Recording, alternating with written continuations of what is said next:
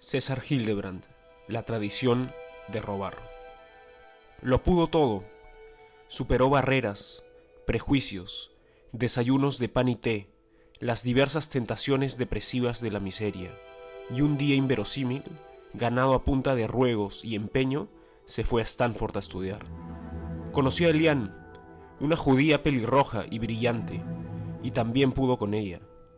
Podría muchos años más tarde con la presidencia, pero no podría con la tradición.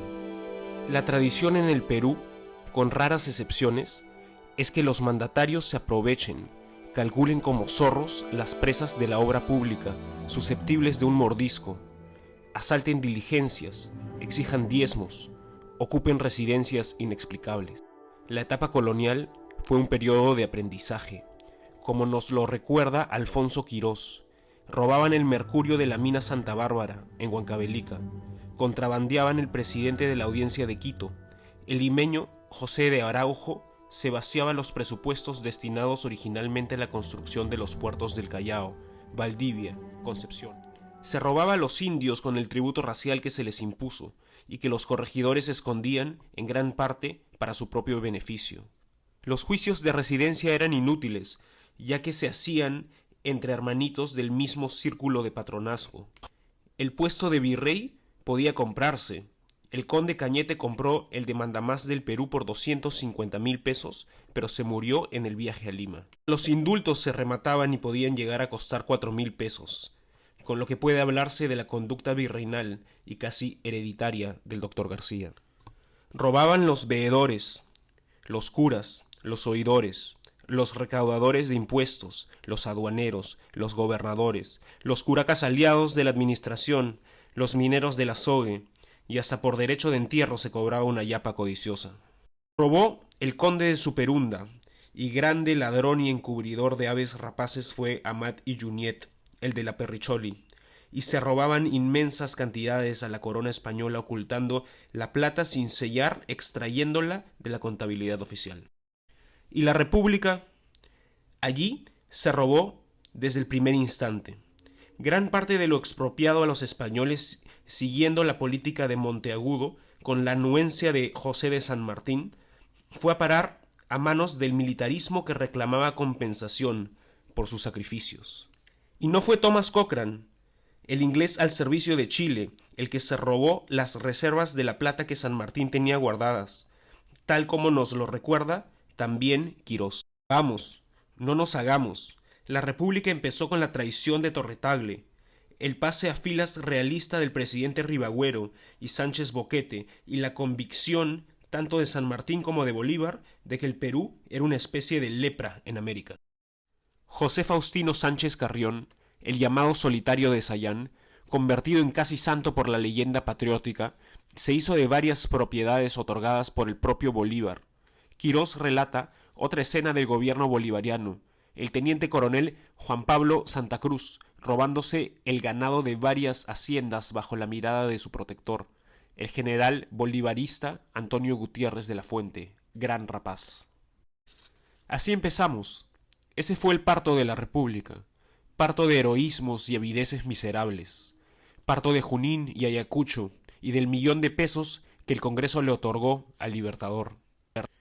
La imagen que se queda grabada cuando uno lee el libro de Quirós, Historia de la corrupción en el Perú, es esta. El pobre diablo del general Agustín Gamarra, prefecto del Cusco, entregándole a Bolívar 80 medallas de oro y 500 de plata recién acuñadas en su honor.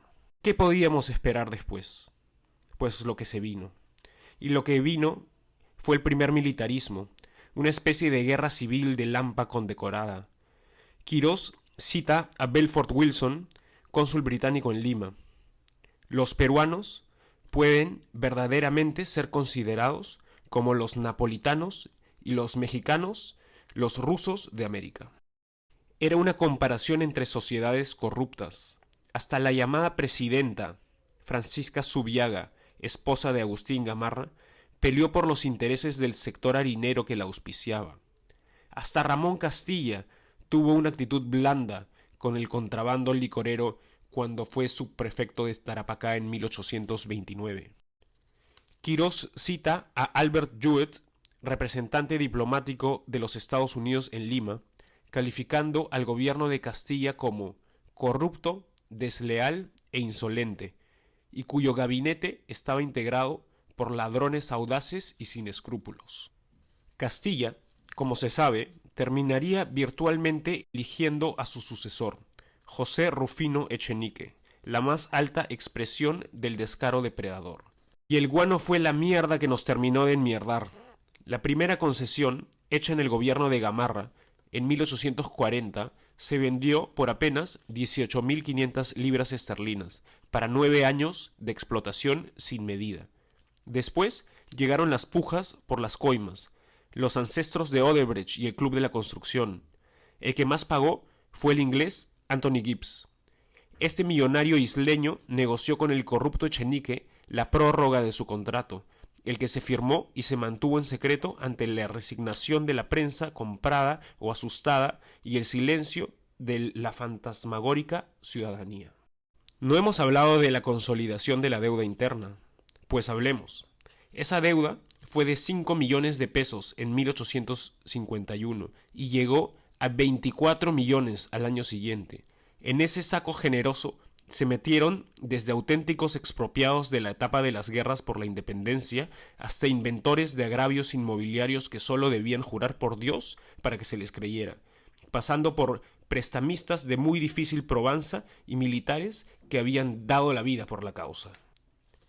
Fue la gran farra, fue el Melody en tamaño latifundio, fue la plata del guano convertida en quincha, de palacios que jamás debieron edificarse. La mitad de las fortunas de Lima se construyó con ese método. Aquí no hubo burguesía industriosa acostumbrada a los rigores de la perseverancia y las lentitudes de la acumulación. Aquí sobraron los ladrones, los putos atajos. Lo que queda es conocido. Robaron durante Balta, Pardo, Piérola, doblemente. Robaron con Leguía, por duplicado. Con Benavides, bis. Con Manuel Prado, 2 veces. Con Odría, con Belaúnde, hubo réplica. Con los militares que dijeron estar haciendo la revolución. Robaron con García, a manos llenas. Y con Humala, a pecho descubierto. Y con Toledo, pasando el sombrero de paisano.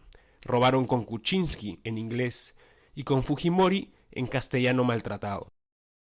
Y robarán como nunca se ha robado, si es que la hija del patriarca Alberto se sienta donde alguna vez su padre hizo aguas sobre la Constitución.